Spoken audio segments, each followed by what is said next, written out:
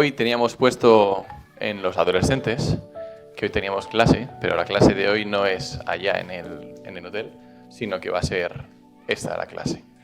Así que me alegro, la verdad, de ver que la iglesia está bastante llena. Mira qué bonito, los niños ahí afuera jugando, hace un día precioso. Qué bueno, es una alegría, la verdad, ver la iglesia que está deseosa, ¿no?, de recibir del Señor. Hacía tiempo que no nos veíamos, algunos, pero me alegra. Bueno, la semana pasada nuestro querido hermano Josué nos compartió los últimos versículos del capítulo 3 de Juan y el título era La preeminencia de Cristo. Hoy vamos a hacer a continuación, que ya nos metemos en el capítulo 4 de este evangelio. Pero antes de empezar, vamos a orar. Sí, Señor, te damos gracias, Padre, por tu amor, Señor, por tu provisión, porque sabemos que tú eres bueno, Señor. Tus bendiciones para con nosotros, Padre, son nuevas cada día, Señor, son innumerables, desde que nos levantamos, Señor, hasta que nos acostamos. Somos testigos de tus maravillas, Señor, de tu creación, de las bendiciones que tú tienes para con nosotros, Señor, aunque no las merezcamos. Por amor tú nos las das, Señor. Te pedimos, Padre, que como ya te hemos orado antes, Señor, tú permitas que este tiempo sea de bendición, que la palabra que traemos hoy, Señor, sea eficaz, Señor, que llegue a los corazones de cada uno de nosotros, no solamente de los que nos escuchan estando aquí, Señor, sino también de los que nos escucharán posteriormente en las redes sociales, Padre. Y te pedimos, Señor, que el mensaje de hoy pues sea de bendición para cada uno de nuestros corazones, Señor. Gracias por tu palabra, porque de ella podemos aprender infinidad de lecciones, Señor. Y aunque pasáramos toda la vida leyéndola, redarguyéndonos, Señor, instruyéndonos con ella, no alcanzaríamos a obtener toda la sabiduría que tú plasmas en ella, Padre. Ponemos en tus manos este tiempo, Señor. Bendícenos y haznos como esponjas, Padre, para que todo lo que tú tienes para enseñarnos podamos recibirlo e interiorizarlo, Padre. Gracias, Señor. En tu nombre, amén. Pues, como hemos dicho, ya empezamos con el capítulo 4 de Juan y vamos a ver una historia de amor. Una historia de amor en la Biblia que a lo largo de la historia ha habido infinidad de escritores que han escrito historias de amor. La más conocida de ellas es del famoso escritor inglés William Shakespeare, Romeo y Julieta. Romeo y Julieta, por resumirlo así brevemente, era una pareja que él era de una familia, ella era de otra, pero las familias estaban enemistadas entre sí y pues por motivos sociales, por motivos culturales y tal, no era viable esa relación. Pero ellos decidieron que esa relación que ellos tenían, ese amor que ellos tenían, el uno por el otro, era mayor que el dolor o el sufrimiento que podía provocarles el estar separados, ¿no? Y decidieron romper esa barrera impuesta y dar ese paso y tener esa relación, ¿no? Pues hoy vamos a ver una historia similar. Obviamente no estamos hablando de Romeo y Julieta en la Biblia. Tampoco es una historia romántica, sino de amor ágape, del amor que Dios tiene hacia nosotros, que vamos a ver ahora en este pasaje. Vamos a ir, como he dicho, a Juan 4 y vamos a ver los primeros 14 versículos.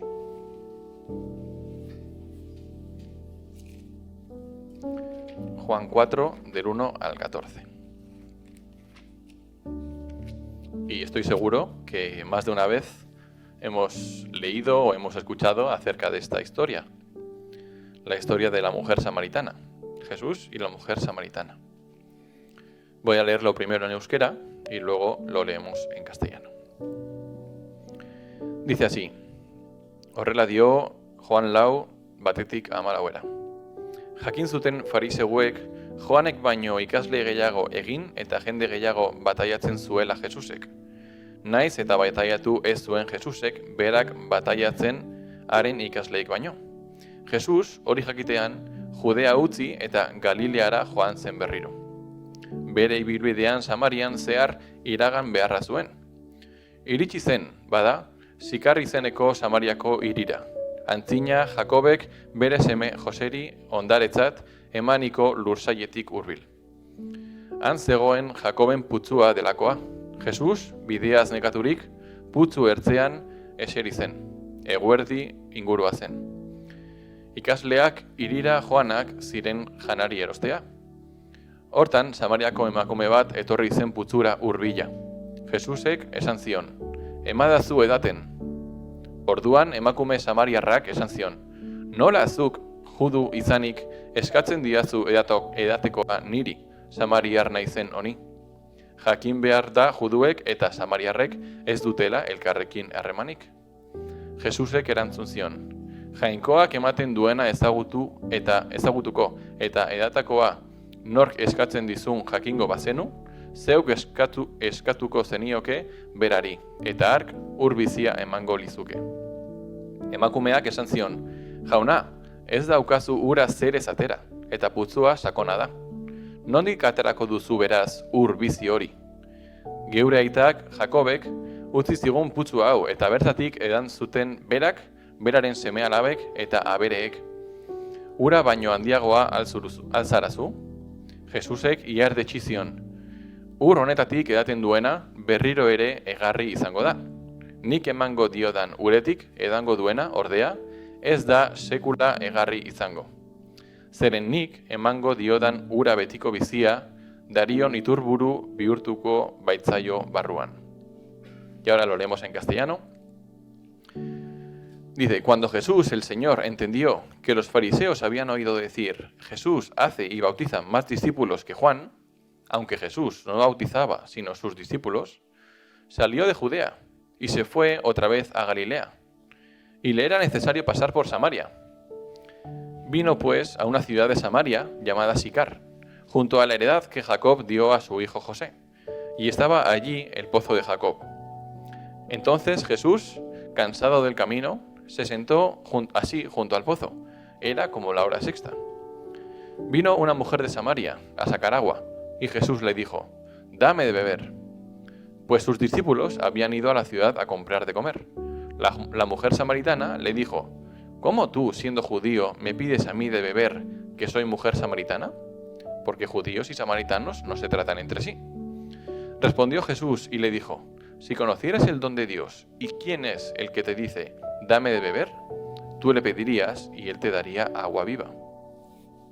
La mujer le dijo, Señor, no tienes con qué sacarla, y el pozo es hondo. ¿De dónde pues tienes el agua viva? ¿Acaso eres tú mayor que nuestro padre Jacob, que nos dio este pozo del cual bebieron él, sus hijos y sus ganados? Respondió Jesús y le dijo, cualquiera que bebiere de esta agua, volverá a tener sed. Mas el que bebiere del agua que yo le daré, no tendrá sed jamás, sino que el agua que yo le daré será en él una fuente de agua que salte para vida eterna. Como digo, seguramente esta historia ya muchos la habíamos escuchado, la habíamos leído. Hoy vamos a analizarla en detalle porque la verdad, desde que el Señor me ha dado el privilegio de estudiar la palabra, se sacan lecciones que de normal uno no es capaz de aprender. Os animo a que cada uno de vosotros en vuestra casa escudriñéis la palabra profundamente, no simplemente que la leamos y nos quedemos con lo primero, sino que la estudiemos en detalle, porque realmente se aprenden lecciones que de normal pasan desapercibidas. Lo que Dios quiere es que, como la mujer samaritana en este caso, le digamos, Señor, tengo sed, dame de beber. En primer lugar, en los primeros 6 versículos, vemos que Jesús emprende un camino, emprende un viaje de forma intencional. Es un viaje que Él hace con un objetivo, no lo hace simplemente por ir, sino que Él tiene un objetivo que cumplir, ¿no? En el primero de ellos, en el primer versículo, vemos que cuando el Señor escuchó que los fariseos estaban diciendo, oye, Jesús está bautizando más que Juan, ahí lo que querían hacer era crear como un espíritu de competencia, ¿no? Entre ellos, crear división. Decir, oye, ¿de qué bando te posicionas tú? ¿Del bando de Juan, que lleva más tiempo con nosotros, o del bando de Jesús, que es más nuevo, pero está bautizando más? ¿Tú dónde te posicionas? Ahí ya vimos la semana pasada que Juan rompe totalmente ese pensamiento de división que tenían aquí los fariseos y dice, no, esto no es donde te posicionas tú, quién es mayor o quién es mejor, sino que yo ya sé que soy menor, yo estaba anunciando que Jesús vendría. Él a quien tenemos que seguir. De esa forma, Juan rompe con ese espíritu de división que querían generar los fariseos. ¿Y Jesús qué hace? En el versículo 3 vemos que, del 1 al 3, vemos que Jesús, al escuchar eso, él no se mete en ese tema, no se mete en esa discusión. ¿Por qué? Porque no era Jesús no vino a la tierra a discutir con los fariseos. Él vino a evangelizar, a predicar el evangelio de amor de su Padre.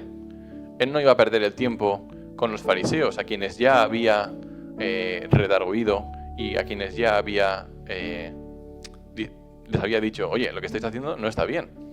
Conocéis la palabra, conocéis la ley, pero no me habéis reconocido a mí como el Dios que está plasmado en esas escrituras. Yo ya no voy a perder más el tiempo con vosotros, voy a ir a otras personas que sí están dispuestas a escuchar del Evangelio, ¿no? Eso es lo que hace aquí el Señor. El Señor, en este caso, no tiene una actitud arrogante, porque Él sabe que es mayor que Juan, Él sabe que es preeminente, como decía Josué el domingo pasado, Él sabe que es soberano. Él, aunque sabía que lo que estaban diciendo los fariseos era cierto, no iba a meterse en esa discusión porque no era el objetivo, no era intención de generar conflicto. Aquí podemos aprender de Jesús esa humildad que solo Él puede tener.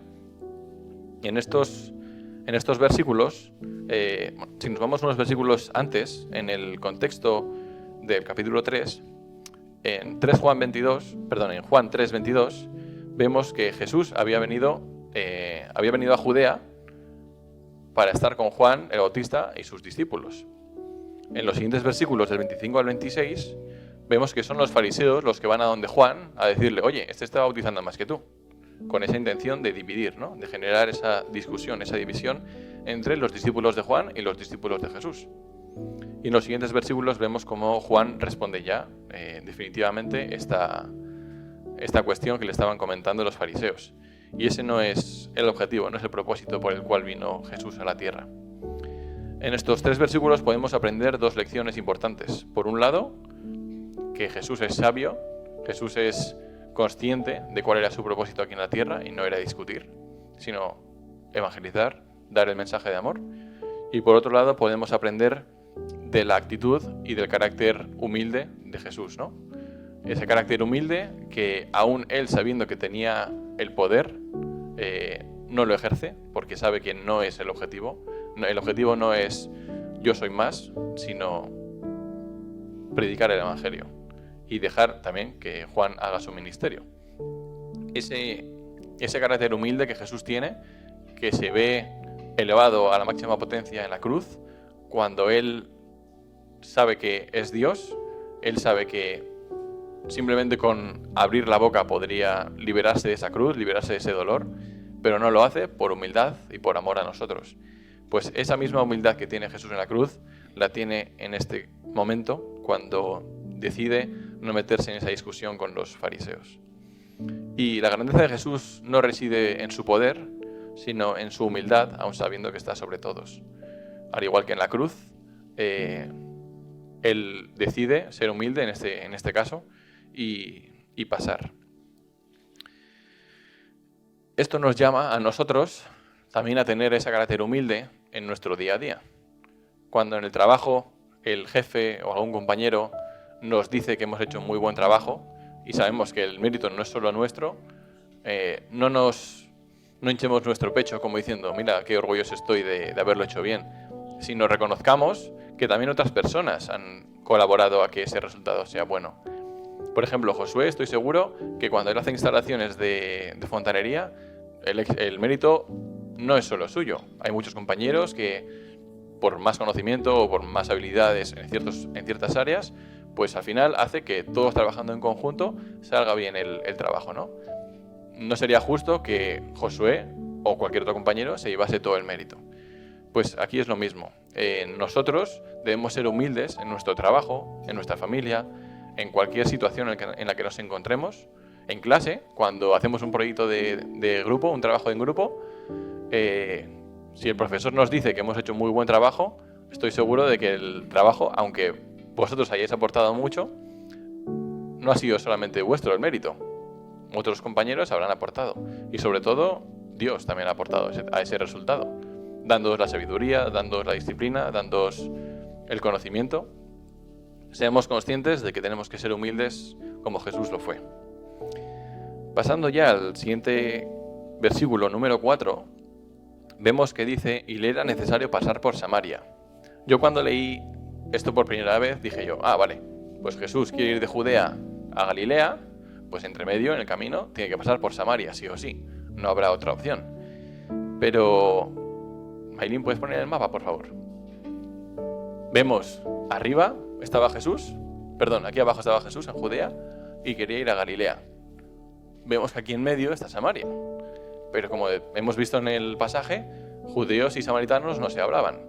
Es por eso que muchas veces los judíos rodeaban Samaria, iban a Galilea sin pasar por Samaria. Digamos que había opciones para que Jesús no pasase por Samaria. Pero aquí vemos, dice, le era necesario pasar por Samaria. Tú dices, pero ¿por qué le era necesario si había otra opción, no? Pues cuando nos vamos al texto original, en griego, lo que dice el pasaje es, era necesario para Jesús pasar por Samaria. O sea, él quería pasar por Samaria. ¿Por qué? Porque sabía con quién se iba a encontrar y sabía que tenía un propósito en Samaria. Entonces, por eso este viaje que emprende Jesús desde Judea hasta Galilea es un viaje intencional. No es un viaje aleatorio que tiene que hacerlo por rutina, sino que lo hace con un objetivo, con un propósito. Con el propósito de encontrarse con la mujer samaritana y predicarle del Evangelio y hablarle del agua viva. Ese mismo viaje intencional lo emprendió Jesús cuando vino a la tierra. Él no tenía la necesidad de venir aquí. Él no tenía la necesidad de pasar por la tierra. Pero decidió hacerlo porque tenía un propósito, tenía una intención. Sabía que el sufrimiento que iba a sufrir, el dolor que iba a sufrir en esta tierra,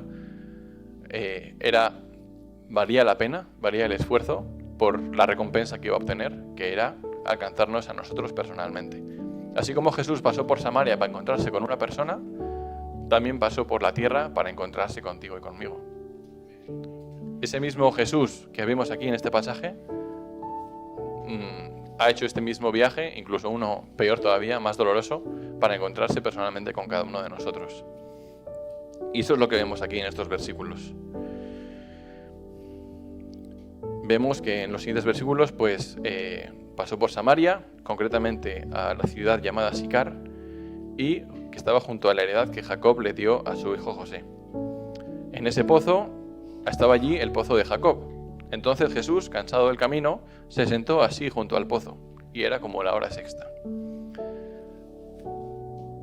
Existe una dualidad en la naturaleza de Jesús. Existen dos naturalezas dentro de Jesús mismo, que son la naturaleza divina y la naturaleza humana. Jesús no dejó de ser Dios para ser hombre y mientras estaba aquí en la tierra era 100% hombre, pero no por eso dejó de ser Dios. Él era 100% hombre y 100% Dios al mismo tiempo. Son cosas que escapan a las matemáticas, ¿no? El 100% más 100% son 200%. No. Pero él era 100% hombre y 100% Dios. Y lo vemos en este versículo. Jesús estaba cansado. O sea, ¿cómo puede ser que Jesús, siendo Dios, se cansase, ¿no? O sea, tiene el poder para crear universos y se cansa por caminar unos kilómetros. ¿Cómo puede ser eso? Pues sí, porque Jesús también era humano. Y esas son cosas que a nosotros nos ayudan a entender por lo que pasó Jesús a lo largo de toda su vida. Porque si sufrió por caminar unos kilómetros, ¿cómo debió haber sufrido cuando fue a la cruz? Por nuestra culpa. Eso mismo que sentimos tú y yo al subir al monte Usturre, que yo nunca he subido, ese mismo sufrimiento lo sufriría Él. Y ese mismo sufrimiento que Él sufrió en la cruz, lo tendríamos que haber sufrido nosotros. Y eso nos ayuda a entender la perspectiva, o tener una perspectiva más correcta del sufrimiento que le hicimos pasar a Jesús.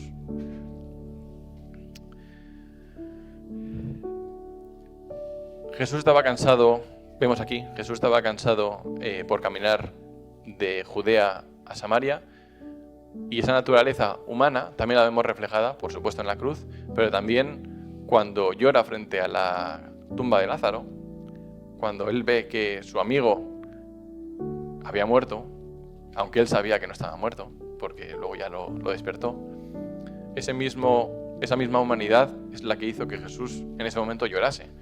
Es la que hizo que en el huerto de Getsemaní, el día anterior a ser apresado, llorase, sudase sangre. Imaginaros lo que tuvo que estar sufriendo para sudar sangre. Seguimos adelante. Los versículos siguientes vemos cómo Jesús, de una forma estratégica, mantiene una conversación con esta mujer samaritana. Una vez más, en los versículos del 7 al 12, en el versículo 7 más concretamente, vemos que es Jesús quien tiene la iniciativa. Es Jesús quien habla con la mujer samaritana. No espera a que sea ella la que entable la conversación, sino que es Él quien se acerca donde ella y le habla. Lo mismo que hace con nosotros. Él tuvo la iniciativa de venir a esta tierra, sin necesidad, pero lo hizo por amor a nosotros. ¿Por qué? Porque tenía un propósito. Tenía el propósito de convertir o de predicarle el evangelio a esta mujer. Dice, y vino una mujer de Samaria a sacar agua, y Jesús le dijo, dame de beber. Pues sus discípulos habían ido a la ciudad a comprar de comer. Yo, cuando estaba dando vueltas esta semana a este versículo, ¿no sería más fácil para Jesús hacer así y tener aquí la comida ya? Por supuesto que sería más fácil, pero eso sería abusar, ¿no?, de su divinidad. No sé, me hacía gracia y lo pensaba. La mujer samaritana le dijo, ¿cómo tú, siendo judío, me pides a mí de beber que soy mujer samaritana? Porque judíos y samaritanos no se tratan entre sí. Esta barrera cultural que existía en ese momento entre judíos y samaritanos es la que también existía, vuelvo y reitero, entre nosotros y Dios. Esa barrera que, culturalmente hablando, estaba mal traspasar, que un judío hablase con un samaritano y un samaritano con un judío, porque no se trataban entre sí. Es como si hablamos de fans del Barça y del Madrid, ¿no? Como que hay una cierta rivalidad. Pero Jesús rompe esa barrera.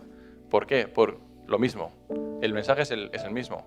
Tiene un propósito, tiene un objetivo que cumplir, que es alcanzar la vida de esta mujer samaritana y compartirle el mensaje de agua viva que él tiene, ¿no? Y esa misma barrera que había entre judíos y samaritanos es la que él rompe que había entre Dios y nosotros. Una barrera que nosotros mismos no podíamos romper, que solamente Él podía romper, porque Él es quien tiene que acercarse a nosotros. Y luego ya es nuestra decisión si nos acercamos a Él o no. Lo vemos en los siguientes versículos, de hecho. Jesús le respondió, si conocieras el don de Dios y quién es el que te dice beber, dame de beber, tú le pedirías y Él te daría agua viva. O sea, yo soy Jesús y te pido, dame de beber. Si supieras quién soy yo, serías tú quien me pidiese a mí, dame de beber. Pero hay algo que hay que destacar en este versículo. Dame de beber, tú le pedirías y Él te daría agua viva. Aquí también la samaritana no es solo la que da, sino es la que pide. Dios no va a romper nuestra libertad, no va a quitarnos esa libertad de decisión que tenemos nosotros, sino que Él desea que nosotros le pidamos esa agua viva. Él quiere que deseemos estar con Él. Él quiere que deseemos saciar esa sed que tenemos en nuestro interior. fácilmente Dios podría convertirnos en robots, en autómatas, y darnos de beber esa agua sin que nosotros se la pidamos, sin que nosotros sintamos la necesidad de hacerlo. Pero eso no es lo que Dios quiere. Dios quiere que, como un hijo que quiere a su Padre, nosotros también queramos a nuestro Padre Celestial. Que deseemos estar con Él, que deseemos saciar esa sed que solamente Él puede saciar a través de esta agua viva. Y eso es importante, que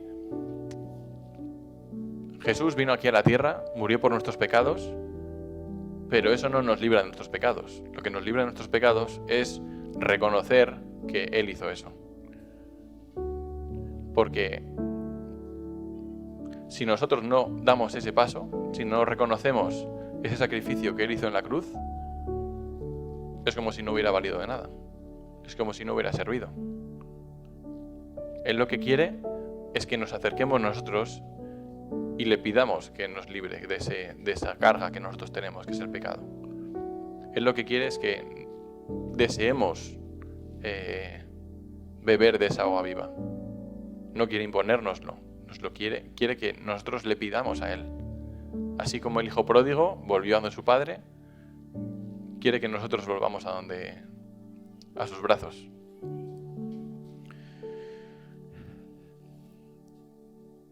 El siguiente versículo, el número 11, dice: la mujer le dijo: Señor, no tienes con qué sacarla y el pozo es hondo. ¿De dónde pues tienes el agua viva? Aquí, obviamente, la mujer no está entendiendo lo que Jesús quiere decirle. Obviamente, ella sigue pensando en algo terrenal, en algo físico, pero Jesús le habla de una agua que sacia la sed del alma. Algo que no es palpable, algo que no es tangible. Los siguientes versículos, del 12 al 14, ya vemos cómo lo que Jesús tiene para esta mujer es un mensaje transformador, un mensaje que cambiará su vida, un mensaje que cambiará también la vida de su familia y que cambiará completamente cómo ella piensa, que ya lo veremos en la próxima predicación. Los versículos del 12 al 14 dicen: ¿acaso eres tú mayor que nuestro padre Jacob, que nos dio este pozo, del cual bebieron él, sus hijos y sus ganados? Jesús respondió y le dijo: cualquiera que bebiera de esta agua volverá a tener sed, mas el que bebiere del agua que yo le daré no tendrá sed jamás,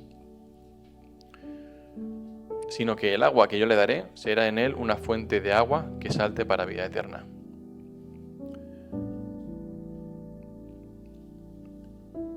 Yo me imagino a la mujer samaritana hablando con Jesús. Le digo: pero a ver, Señor, si no tienes con qué sacar esta agua, ¿dónde tienes esa agua? Yo espero que me responda a esa duda, ¿no? Pero no, Jesús, más allá de resolverle esa duda, todavía como que le pone más duda encima, diciendo: yo tengo un agua que te libera de la sed completamente. Aquí es importante que entendamos que el agua de la que Jesús está hablando, esa agua viva, es un agua del alma, un agua que sacia la sed que nuestra alma tiene. Una sed que solamente Dios puede llenar, puede saciar. No hay nada terrenal, no hay nada físico, no hay nada material que pueda llenar ese vacío que solo Dios puede llenar, que en este caso es esa agua viva.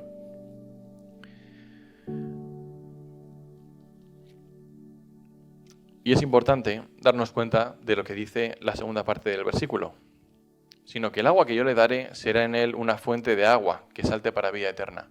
No es un agua que solamente yo recibo y me la quedo yo y me sacio yo y ya está. Sino que es una fuente, es decir, que también da de beber esa agua. Esa agua que yo he recibido, en este caso de parte del Señor, también tengo que ser yo quien la transmita a otros, quien dé de beber a otros. No mi agua, sino el agua viva que Dios me ha dado. Yo tengo que transmitirla a otras personas. Porque, ¿qué pasa cuando tú dejas un estanque lleno de agua estancada? ¿Qué pasa? Se pudre, ¿no? Huele mal, huele feo. Sale musgo, salen bichos. Los mosquitos vienen y hacen sus nidos. Está feo. ¿Por qué? Porque no hay agua corriente. El agua, al igual que está entrando, también tiene que ir saliendo, para que esa agua no se pudra, no huela feo. nosotros, si lo único que hacemos es recibir, al final nos llenamos y esa agua estancada, al final acaba apestando y acaba oliendo mal, no acaba dando fruto, no acaba llevando vida a otros lugares. Debemos ser también nosotros transmisores de esa agua viva que Dios nos ha dado. Repito, no es nuestra agua la que transmitimos, sino que es el agua viva que Dios nos ha dado, la que dejamos que fluya a través de nosotros y llegue a otras personas. Eso es lo que le está queriendo decir Jesús a la mujer samaritana. Para concluir, quisiera compartir con vosotros una fábula que hace ya unas semanas compartimos con los adolescentes. Esto era un joven que estaba deseoso de conocer de Jesús. Estaba ansioso, queriendo conocer a Dios, ¿no? Conocer su sabiduría, recibir de su amor. Y había escuchado que había un sabio en lo alto de una montaña, en un baserri aquí en Irura, no sé, que tenía la clave, ¿no? Para acceder al amor de Dios. Tenía el conocimiento, ella era un anciano que tenía mucho recorrido, tenía mucha experiencia y era sabio. Tenía la clave para acceder a ese amor de Dios, a esa sabiduría.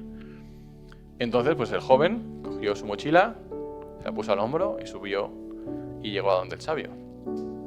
Y le dijo, sabio, quiero saber cuál es esa clave para tener el amor de Dios, para recibir su amor. El sabio no le dijo nada, simplemente le hizo una seña diciendo sígueme, le siguió y bajaron al río. En el río se metieron y le cubría el agua por aquí. Claro, el chaval se pensaba que a lo mejor era simplemente pues sentarse en un aula o que él le hablase, tomar notas, poco más. Pero no, de repente se ve metido en un río con el agua por las axilas y dice, ¿qué hacemos aquí? El sabio lo coge de la cabeza y lo hunde. Y claro, el joven, estando abajo, pues aguantaba un poco la respiración. Luego lo levanta y le pregunta al sabio, ¿qué es lo que quieres? Y le dice, conocer a Dios. Lo vuelve a hundir. El joven ya tenía menos respiración porque ya estaba cansado de antes. Lo vuelve a levantar. ¿Qué es lo que quieres? Conocer a Dios. Lo vuelve a hundir. Y lo deja ya un buen rato. Como ya el joven ya estaba como haciendo así, como ya que quería salir. Lo levanta y le dice, ¿qué es lo que quieres? Respirar. Respirar es lo que quiero. Pues así como ese joven quería respirar, es que nosotros tenemos que querer conocer a Dios. Así es como si nos fuera la vida en ello. Como si no tuviéramos nada más por lo que vivir. Ese es el mensaje con el que este pasaje nos quiere dejar. Así como ese joven necesitaba respirar para vivir, nosotros tenemos que desear beber de esa agua viva, tanto como el comer, tanto como el respirar. Vamos a orar y quedamos despedidos. Sí, Señor, te damos gracias, Padre, por tu amor, por tu carácter humilde, Señor, porque, Señor, si no fuera por ti, no seríamos quienes somos a día de hoy, Padre. Sabemos que no somos merecedores de tu misericordia, de tu gracia, de tu amor. Sabemos que todo lo que tú nos das, Señor, lo haces porque nace de tu corazón el hacerlo, no porque lo merezcamos, Señor.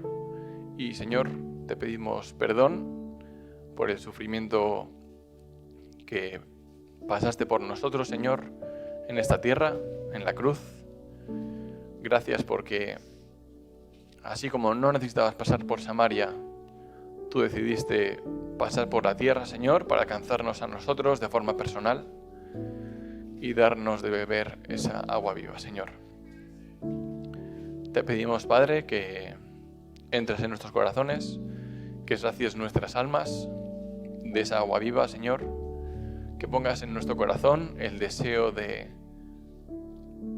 conocerte, Señor, el deseo de beber de esa agua, tanto como deseamos respirar, Señor, tanto como deseamos comer, porque sin ello no podríamos vivir, Señor.